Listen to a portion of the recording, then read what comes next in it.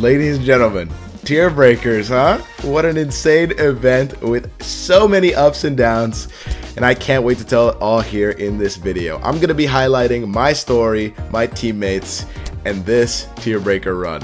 Now, before I go into any more detail, well, you should probably like and subscribe first. Besides that, let me explain what the hell a tier breaker is. Essentially, tier breakers is a league created by Cold Front's very own Seibrik, in which a large portion of South Florida Smash players gather together in teams of 4 or 5 to gather points for their teams.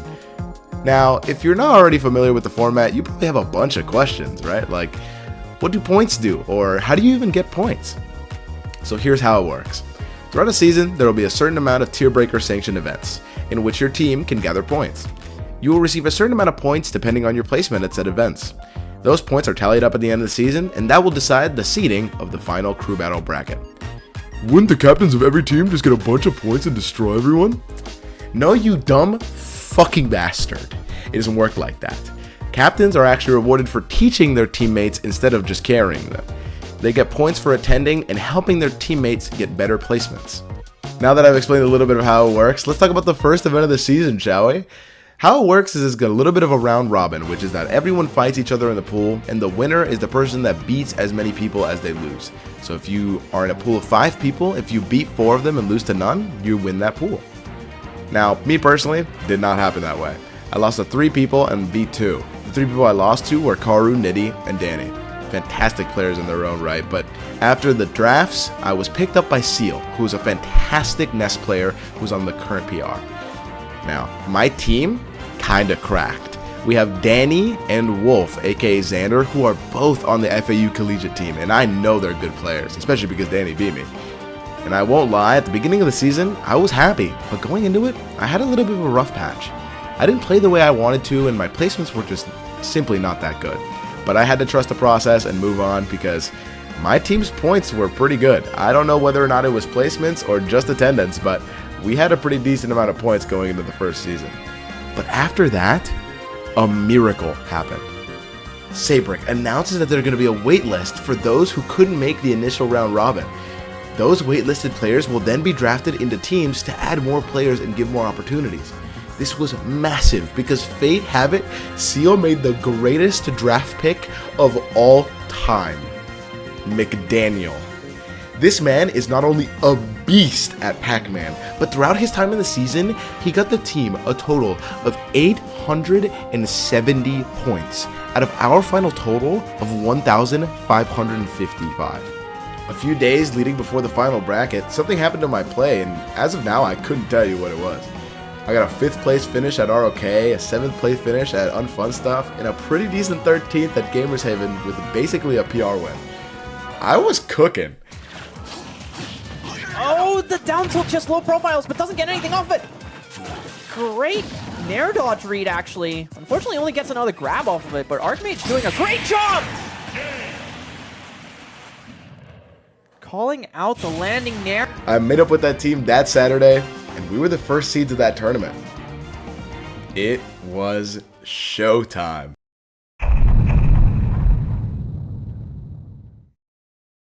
We had to put it all on the line together as a team. In case you aren't familiar with how crew battles work, it's basically like a team bracket match.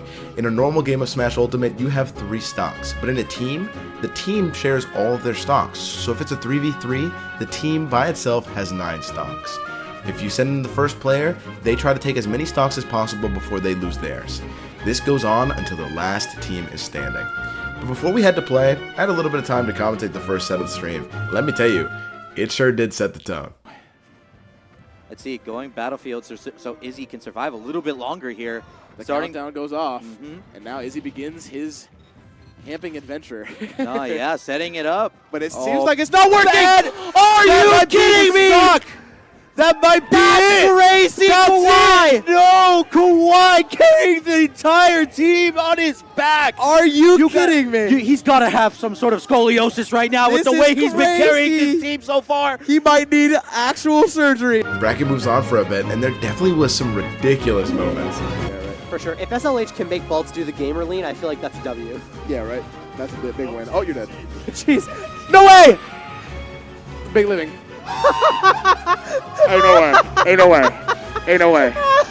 Ain't no way. Ain't no way. I can't believe what I just watched. Oh, brother. How'd that happen? I just don't understand. Pure skill. But after that, the time had come. The first match. We were going against the Masters of the Caribbean, which is D2DA's team. Since both teams had enough players, it was actually a 4v4. Hotloff, a fantastic Link player, Polybius, the resident hero main, Hippie Jump, Wario mastermind, and Javi, a veteran Lucina player. With both of our teams at full strength, it was off to the races. Danny takes all 3 of Hotloff's stocks with an impressive showing. Yeah, I mean, we have 99 minutes, so I mean, we can go for a while, but I don't think it's going to last that long. Shots are the only thing that matters. Oh, what? Yeah, he got that. He got that turnip, and he gets the up smash? Then Danny and Xander both fall to Polybius, leaving me to try and clean up a little bit. I take Polybius' last stock, but not without having one lost to Lady Luck. Archmage is kind of at an advantage, like being Robin, because with unless you're starting from an actual even game, because people have to SD, like you don't have to. Oh!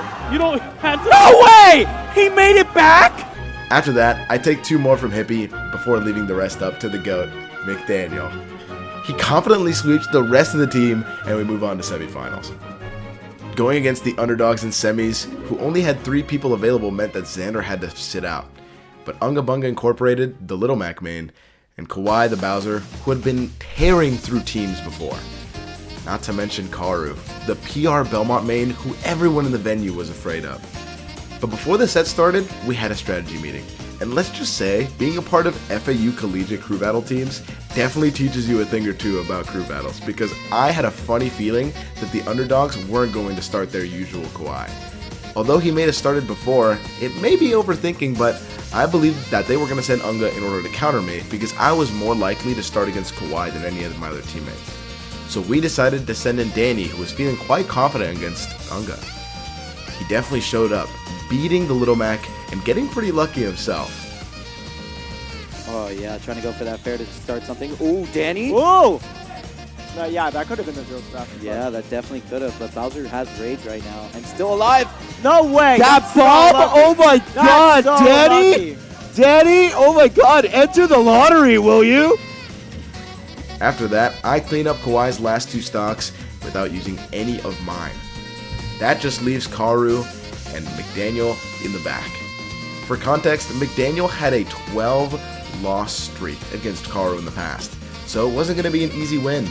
But then, he did the unthinkable. Staying out for a little bit. Karu's definitely going to have to watch out for these bell placements because of how many bounces it has. Definitely. An apple a day keeps the Belmonts away. That is true. Oh, But no, right not now, that apple. I don't know about that apple. You might need to see a different. Oh my god! You might need to see. That killed him! Oh! That killed him! He's going for it again. And Dash oh my attack, God, 206! Oh, and the F tilt is gonna take it. We will be facing off against the Swedes here in winners finals. We moved on to face the Dominator Fan Club in winners finals of the bracket. That team consisted of Luke, who is a me connoisseur, Hart, the Terry main and also a great commentator, and Bolts, the terrifying Rod player who was destroying people before the bracket.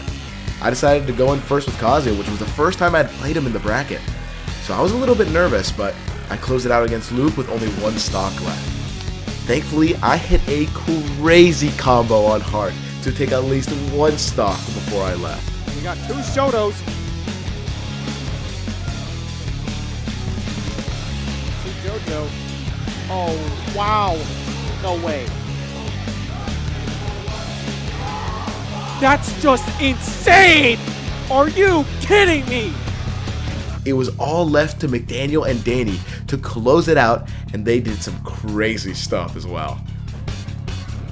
There, up air. Gyro, laser.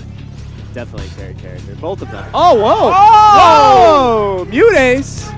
are you watching? We had to move on to Grand Finals winner's side, and the vibes were so high that me and Danny decided to hop on comms and had some great moments. Bro, good luck. I hope so, bro. I hope so, I wish bro. you luck, bro. I wish you I luck. hope so. We got McDaniel, bro. Yeah, we do have the McDaniel. We got too. McDaniel. We got the McDaniel, too. I hope you do, bro. I get it, bro. 100%. Team try. Yo, guys, no narcs, bro. No narcs in chat. I swear to God. Keep it cool. Keep it cool. Take a shot every time this dude say bro. Am I really saying bro that much? Who is it, yo? Shout out. I Tag never yourself, stopped bro. it. Who said it? Oh, that's me. Oh, no. It's me. I say it all the time. Oh, I bad. didn't think it was me. I didn't think it That's on me. I say it probably at the end of a sentence, but yeah. Anyway, Yo, it my doesn't bad, matter. guys. It My doesn't bad. matter. It doesn't matter. Yo, ban that guy. Fuck that guy, You're bro. perma-banned. I said bro again. I gotta stop. Ladies and gentlemen, comms are down. Comms are down. After that, it was time.